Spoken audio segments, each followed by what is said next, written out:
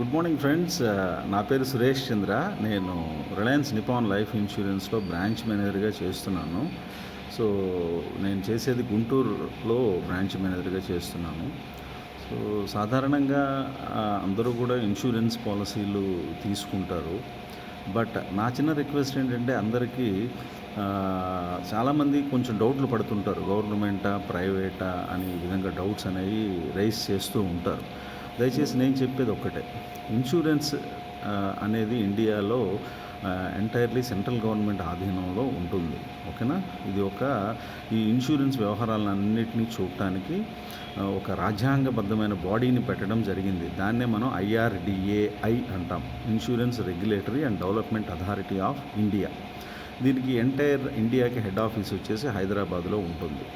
ఒక వ్యక్తి insurance company పెట్టాలన్నా, ఒక ఇన్సూరెన్స్ కంపెనీ మార్కెట్లో పాలసీ రిలీజ్ చేయాలన్నా కంపల్సరీగా IRDA అప్రూవల్ తీసుకోవాల్సి ఉంటుంది. సో ఈ IRDA చట్ట ప్రకారం ఒక ఇన్సూరెన్స్ కంపెనీ పెట్టడం వరకే వాళ్ళ చేతిలో ఉంటుంది. అబ్రప్ట్గా తీసేయడానికి ఎటువంటి అవకాశము లేదు. ఇది చట్టంలో క్లియర్గా పొందుపరచబడి ఉంది.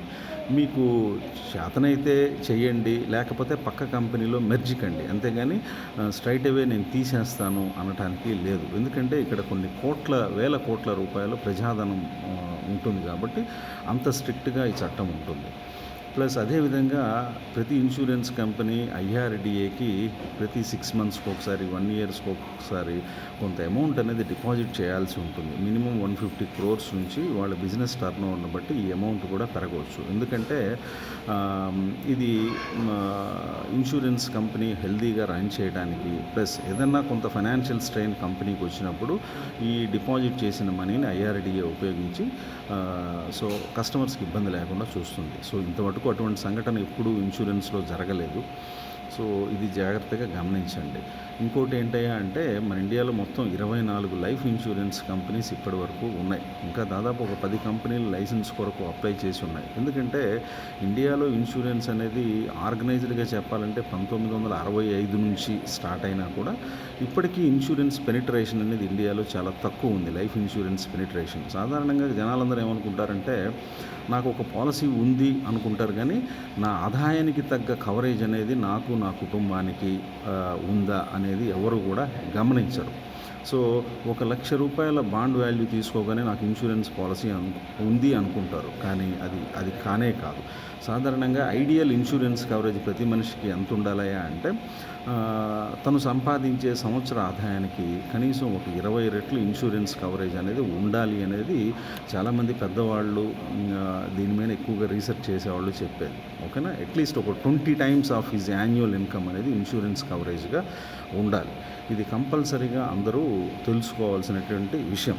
ఎందుకంటే ఈ 20 times ఉండటం వల్ల ఇప్పుడు ప్రజెంట్ నువ్వు ఏ స్టేజ్లో అయితే, ఏ లైఫ్ స్టైల్ అయితే గడుపుతున్నావో, ఒకవేళ మన ఆప్షన్స్లో కూడా మన ఫ్యామిలీ మెంబర్స్ అదే లైఫ్ స్టైల్లో గడపడానికి అవకాశం ఉంటుంది అనే ఒక క్యాలిక్యులేషన్ ఇది. ఓకేనా.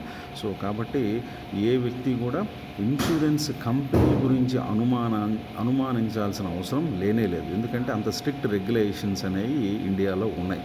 మనం చూసుకోవాల్సింది ఒకటే, ఏంటయ్యా అంటే అది మనం ఏ పాలసీ చేస్తున్నామో, ఎటువంటి పాలసీ చేస్తున్నామో, ఈ పాలసీలో గ్యారంటీ రిటర్న్స్ ఏమైనా ఉన్నాయా, ఈ పాలసీలో నాకు కవరేజ్ అనేది ఎంతవరకు అమల్లో ఉంటుంది, అంటే ఎన్ని సంవత్సరాల వరకు అమల్లో ఉంటుంది, ఒకవేళ న్యాచురల్ డెత్ సంభవిస్తే ఎంత ఇస్తారు, అదే కస్టమర్ యాక్సిడెంట్లో దుర్మరణం చెందితే ఆ కుటుంబానికి ఎంత డబ్బులు వస్తాయి, ఈ పాలసీలో లోన్ సౌకర్యం ఏమైనా ఉందా, ఇటువంటివన్నీ కూడా మనం గమనించి పాలసీ తీసుకోవాలి. ఏదో గుడ్డిగా ఒక ఏజెంటు లేకపోతే ఒక వ్యక్తి వచ్చి చెప్పడం వలన రేపొద్దున మీరు ఇబ్బంది పడటానికి అవకాశం ఉండకూడదు. సో కాబట్టి దయచేసి కంపెనీని అనుమానించొద్దు. కేవలం పాలసీలను మటుకు 1కి 2 సార్లు తెలుసుకొని చెయ్యండి. ఇంకోటి కూడా నేను చెప్పేది ఏంటయ్యా అంటే, ముందుగానే మనం జాగ్రత్త పడితే రేపు భవిష్యత్తులో కంపెనీని తిట్టడం కానీ, లేకపోతే మీకు పాలసీ చేసిన వ్యక్తిని తిట్టడం కానీ, ఇటువంటి అన్ప్లెజెంట్ కండిషన్స్ అనేవి ఉండవు. ఒకవేళ మీకు తెలియకపోతే ఎవరైనా తెలిసిన వాళ్ళ సహాయం తీసుకోండి. అంతేగాని గుడ్డిగా ఒక లైఫ్ ఇన్సూరెన్స్ పాలసీ ఒక ఏజెంట్ చెప్పాడనో, నాకు అలా చెప్పాడు, నాకు ఇలా చెప్పాడు అని మటుకు ఎవరిని బ్లేమ్ చేయకూడదు. ఎందుకంటే ఇది మీరు కష్టపడి సంపాదిస్తున్న డబ్బుతో తీసుకుంటున్నటువంటి ఒక పాలసీ. దయచేసి అందరూ కూడా ఇది జాగ్రత్తగా గమనించండి. ఓకేనా? భవిష్యత్తులో మీరు ఎవ్వరి వైపు వేలెత్తి చూపించడానికి అవసరం లేకుండా మీ యొక్క బిహేవియర్ అనేది ఉండాలి పాలసీ తీసుకునేటప్పుడే. ఒకటికి 2 సార్లు ఆలోచించండి. తెలిసిన వాళ్ళ సహాయ సహకారాలు తీసుకోండి. ప్లస్ ఇంకోటి కూడా మనం చేసేటువంటి తప్పు ఏంటంటే ఏ ఇన్సూరెన్స్ పాలసీ చేసిన తర్వాత అయినా కూడా ఒక వారం నుంచి 10 రోజుల్లో మనం ఇచ్చిన అడ్రస్కి పాలసీ బాండ్ అనేది వస్తుంది. ఈ పాలసీ బాండ్ సాధారణంగా 10 మందిలో 9 మంది దాకా ఎవరు చదవరు. తీసి బీరువాలో పెట్టేస్తారు. కనీసం ఇంట్లో వాళ్ళతో కూడా షేర్ చేసుకోరు. ఇంట్లో భార్య కాస్త ఎదిగిన పిల్లలు కూడా షేర్ చేసుకోరు. దయచేసి నేను చెప్పేది ఏంటంటే మీరు పాలసీ తీసుకున్న సంగతి కంపల్సరీగా మీ వైఫ్తో షేర్ చేసుకోండి. పిల్లలు 18 సంవత్సరాలు అబోవ్ వాళ్ళైతే వాళ్ళకి కూడా చెప్పండి. ఎందుకు చెప్తున్నానంటే ఈ రోజున మనకి ఎల్ఐసి ఆఫ్ ఇండియా 1965లో పెడితే ఈ రోజుకి కూడా కొన్ని వేల కోట్ల రూపాయలు ఎటువంటి క్లెయిమ్ చేయకుండా అంటే కస్టమర్స్ అసలుకి తెలియక ఇంట్లో ఫ్యామిలీ మెంబర్స్కి మా నాన్నగారు పాలసీ తీసుకున్నారనే సంగతి తెలియక వాళ్ళు చనిపోయినా కూడా ఆ డబ్బు ఈ రోజుకి కూడా ఎల్ఐసి ఆఫ్ ఇండియాలో ఉంది. ఓకేనా? సో అంత ఇదిగా ఉందన్నమాట. సో కంపల్సరీగా బాండ్ చదవండి. ఒక 10 నిమిషాలు కేటాయించండి. ఇంట్లో వాళ్ళతో షేర్ చేసుకోండి. ఇంకోటి కూడా నేను చెప్పేది ఏంటంటే మీకు పాలసీలో తీసుకునేటప్పుడు ఏవైతే చెప్పారో పాలసీ బాండ్లో ఆ విషయాలు పొందుపరచబడి ఉన్నాయా లేదా అనేది గమనించండి. ప్రతి కస్టమరు తెలుసుకోవాల్సిన విషయం ఏంటంటే మీరు పాలసీ చేసిన తర్వాత బాండ్ వచ్చిన తర్వాత మొదటి 15 నుంచి 20 రోజులలో మీరేమైనా మోసపోయాను అని గ్రహిస్తే మీకు ఆ పాలసీని రద్దు చేసుకునే అవకాశం ఉంటుంది. దీన్నే మనం ఇన్సూరెన్స్ భాషలో ఫ్రీ లుక్ పీరియడ్ అంటాం. ఏమంటాము? ఫ్రీ లుక్ పీరియడ్ అంటాం. ఇది సాధారణంగా ఏ ఏజెంటు ఎవరు కూడా చెప్పరు. ఓకేనా? సో ఎందుకు చెప్పరయ్యా అంటే సాధారణంగా ఏజెంటు అనేవాళ్ళు ఒక తొందరలో పాలసీని క్లోజ్ చేయాలి అనే ఒక ఇదిలో ఉంటారు. కానీ రేపొద్దున భవిష్యత్తులో కస్టమర్ పరిస్థితి ఏంటి అనేది చాలా తక్కువ మంది ఆలోచిస్తారు. సో కాబట్టి అందుకనే చెప్తున్నాను, పాలసీ బాండ్ వచ్చిన తర్వాత దాన్ని భద్రంగా తీసి బీరువాలో పెట్టకుండా తప్పనిసరిగా ఒక 10 నిమిషాలు చదవండి. మీకు ఏదైతే చెప్పారో అవి వాటిలో పొందుపరచబడి ఉన్నాయా లేదా అండర్లైన్ చేసుకోండి.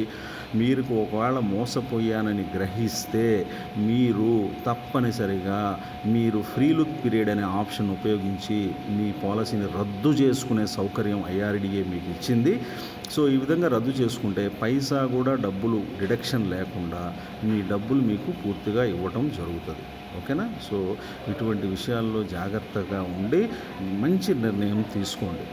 సో మళ్ళీ ఫైనల్గా ఒకే స్టేట్మెంట్ చెప్తున్నాను, ఏ ఇన్సూరెన్స్ కంపెనీని అనుమానించవద్దు. ఓకేనా? ఇది కంప్లీట్గా పూర్తిగా ఐఆర్డిఏ యొక్క పరిధిలోనే పనిచేస్తాయి. మీరు తెలుసుకోవాల్సింది, నేను ఏ పాలసీ చూస్తున్నాను, ఏ పాలసీ చేస్తున్నాను, ఆ పాలసీ పద్ధతిగానే ఉందా, నాకు ఈ పాలసీలో ఇన్సూరెన్స్ కవరేజ్ ఎంత అమల్లో ఉంటుంది, గ్యారంటీ రిటర్న్స్ ఏమన్నా ఉన్నాయా, నేను ఈ పాలసీ కట్టడం వల్ల నాకు ట్యాక్స్ బెనిఫిట్స్ ఏమన్నా వస్తాయా, నేను ఈ పాలసీ తీసుకోవడం వల్ల నాకు హెల్త్ కవరేజ్ ఏమన్నా అమల్లో ఉంటుందా, ఇటువంటివన్నీ కూడా పూర్తిగా తెలుసుకొని మీరు చేస్తారని నా చిన్న విన్నపం. సో ఈ రోజు నుంచి ప్రతి 2 రోజులకు ఒకసారి 3 రోజులకు ఒకసారి పూర్తిగా నేను ఏదో ఒక ఇన్సూరెన్స్ లైఫ్ ఇన్సూరెన్స్ పాలసీల గురించి వీడియో పెట్టడం జరుగుతుందమ్మా. సాధారణంగా మీకేమన్నా నేనేమన్నా తప్పు చెప్తే నన్ను కరెక్ట్ చేయండి, నేను డెఫినెట్గా స్వాగతిస్తాను. ఓకేనా? మీరు ఇంకా ఏమన్నా తెలుసుకోవాలనుకుంటే ఈ కామెంట్ బాక్స్లో ఒక కామెంట్ పెట్టండి. డెఫినెట్గా వాటి గురించి తెలుసుకొని మీకు తెలియచెప్పడానికి ట్రై చేస్తానమ్మా. All the very best guys. ఈ కొత్త ఫైనాన్షియల్ ఇయర్లో మీరు మీ కుటుంబాలు హాయిగా ఉండాలి. మీరు మీ కుటుంబానికి భద్రత పూర్తిగా భరోసా ఇవ్వాలి. సో అని మనస్ఫూర్తిగా కోరుకుంటున్నాను. ఒకటి మటుకు గుర్తుపెట్టుకోండి, మీరు ఇన్సూరెన్స్ పాలసీ తీసుకుంటున్నారు అంటే ఇది మీరు తీసుకుంటున్నట్టు కాదు. మీ భార్య పిల్లల మీద ప్రేమతో మీరు మీ జీవితానికి మీ కుటుంబానికి ఒక భరోసా ఇస్తూ తీసుకోబడే చర్యే insurance life insurance policy. So ఈ ఒక్క విషయాన్ని మనసులో గుర్తుపెట్టుకోండి. All the very best. Thank you guys, thank you very much.